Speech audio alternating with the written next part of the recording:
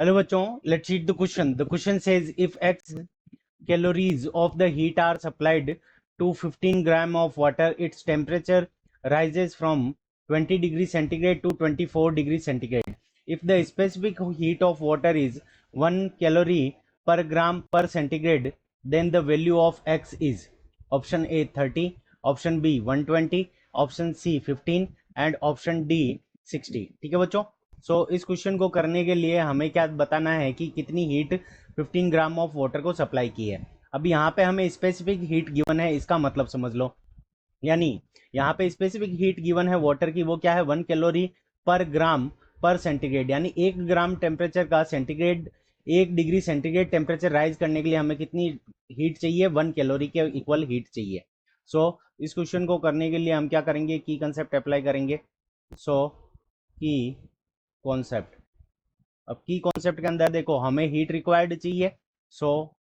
यहाँ पे हम फॉर्मूला लिखेंगे हीट रिक्वायर्ड. Heat required. अब हीट रिक्वायर्ड हमारी कितनी होगी. हीट रिक्वायर्ड देखो हमारी जो स्पेसिफिक हीट है वो टेम्परेचर पे डिपेंड कर रही है और मास पे डिपेंड कर रही है. मास मल्टीप्लाइड बाय एस हमारी होगी स्पेसिफिक हीट. और यहाँ पे डेल्टा टी. डेल्टा टी क्या है, यहाँ पे डेल्टा टी हो जाएगा हमारा टेम्परेचर चेंज.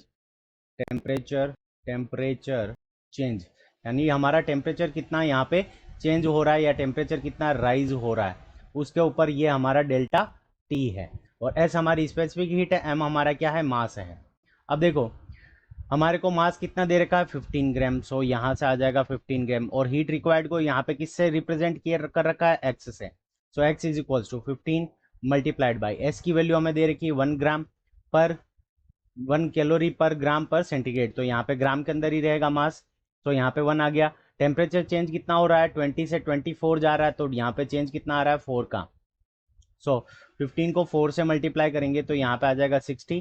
और ये जो आंसर आएगा वो हमारा किसके अंदर आएगा, कैलोरी के अंदर. 60 कैलोरी हमारी क्या करेक्ट आंसर है. और 60 कैलोरी हमें ऑप्शन डी में गिवन है. Option D is the correct answer of this question. I hope you understood it well. Best of luck. Thank you.